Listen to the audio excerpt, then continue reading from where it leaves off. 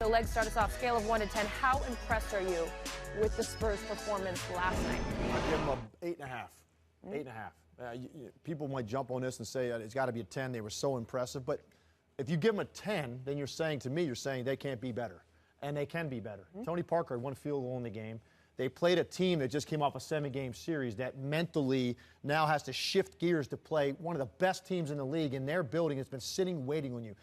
You could have scripted that was going to be a blowout, both of those games. Lakers as well. You could have scripted it because that's a tough. Well, you might have. That's a tough scenario to go into when a good team like that is sitting at home and you play 7 grueling games. I can argue the other way, but go ahead. Difficult scenario, but I give them 8.5. The bottom line is this: when you look at this team, when they shoot 13 for 25 from the three-point line, you get 6 for 9 out of Leonard and Green combined, and you get 7 different guys make a three-pointer in the game. To me, that's the main thing you look at with this team. When they're shooting like that, what you have to deal with Parker and Ginobili and Duncan, now you've got to give up something. What are you going to give up? You're going to give up the ball moving around the perimeter and hope you can catch up to it and get a hand up on a three-point shooter. That's your best chance against San Antonio. When they shoot like that, there's nothing you can do with this team. And they won by 16 in a game that your best offensive player got 1 basket.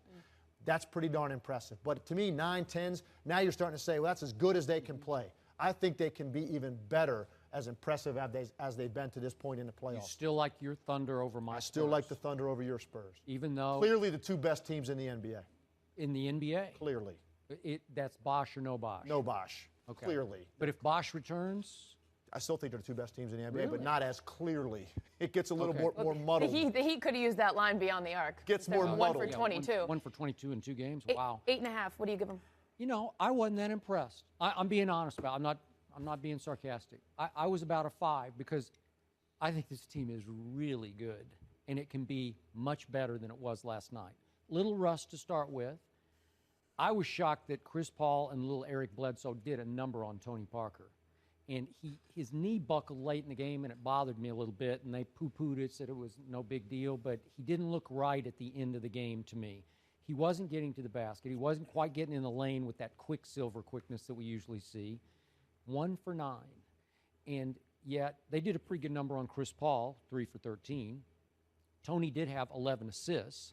But this is for my friend Stephen A. Tiago Splitter was just awful last night. He was. He had his first bad game of the year. And it took a lot away from this. I know Tim was pretty good. And I know Manu was pretty good.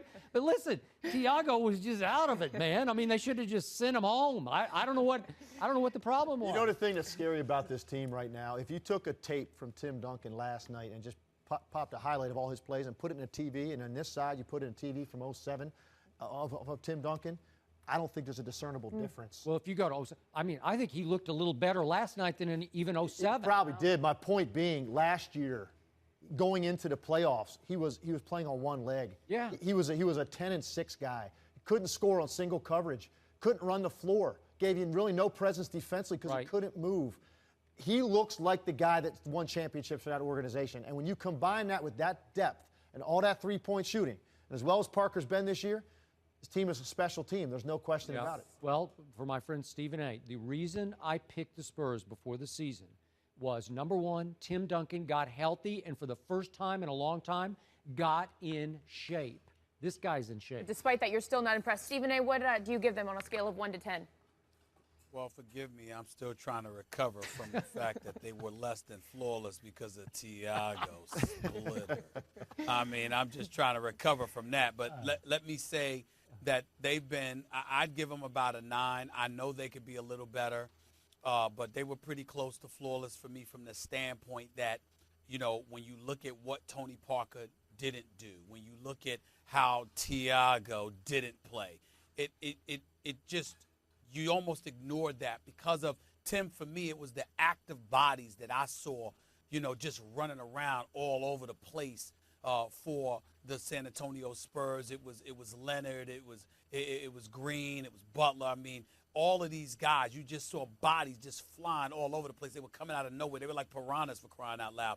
And I'm just watching them, and they look so young.